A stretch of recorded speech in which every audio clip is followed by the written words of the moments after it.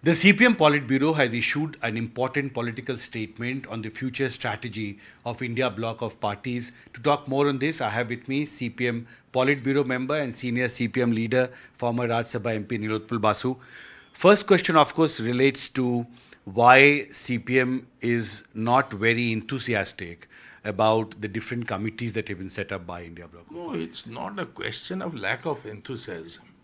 See, we have been equal to everybody else in the India grouping to take forward this process. We had large number of and protracted consultations with other parties which led to the Patna meeting. And whatever ticklish issues came, in bypassing them and coming and bringing everybody to a common approach, we also played our own role. It started with 12 parties. It expanded to 16 parties in Bengaluru.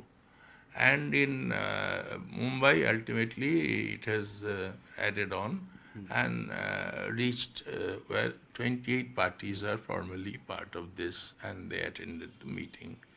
And we believe that in the coming days, more parties, political forces, individuals, groups will be part of this process.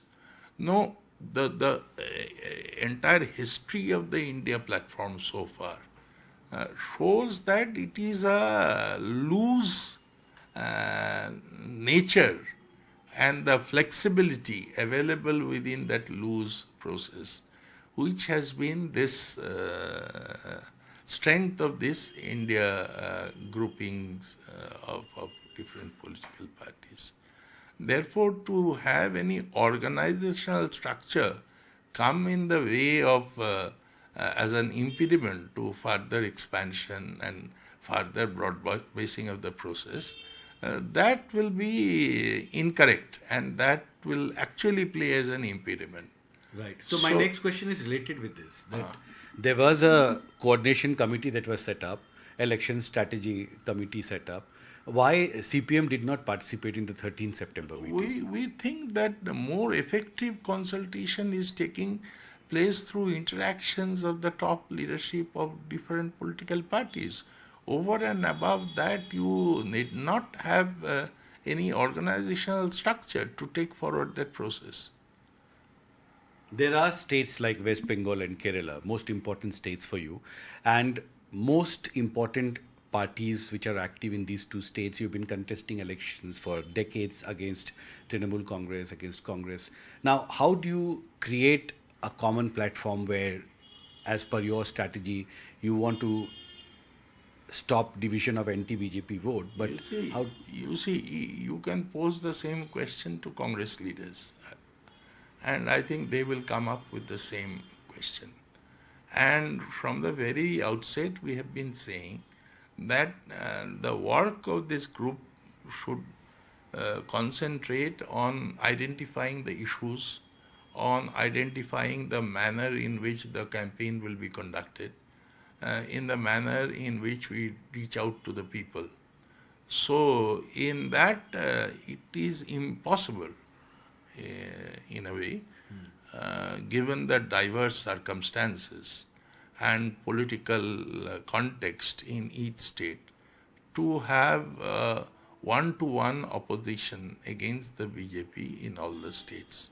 Not just left. I think by the time we reach the election, and we are very confident and optimistic about the outcome of this process, that it will be extremely solid countervail to the marauding ways of the BJP and the way they are attacking every perceivable sector of the social, of the political, of the economic life of the country.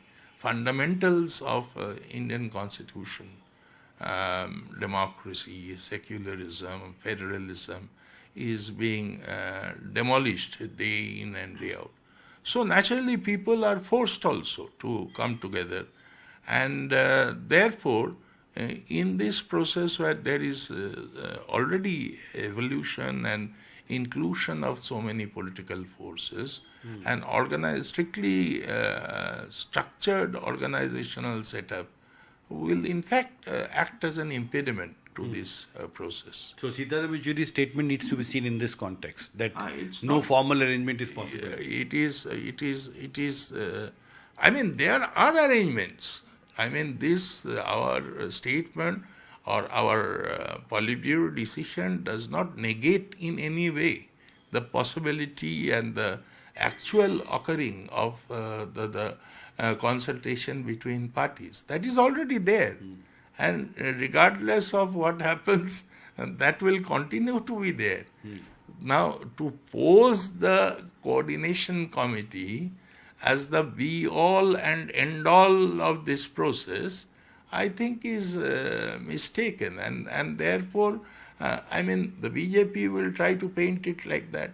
So Anywhere, any small difference, because there are differences, that is a reality. If somebody claims that... And there is a recognition of the fact that you have different ideologies, parties of different And ideologies. so, from the very beginning, we have pointed out that you cannot have electoral adjustment thrashed out at the national level. It will have to be done at the state level.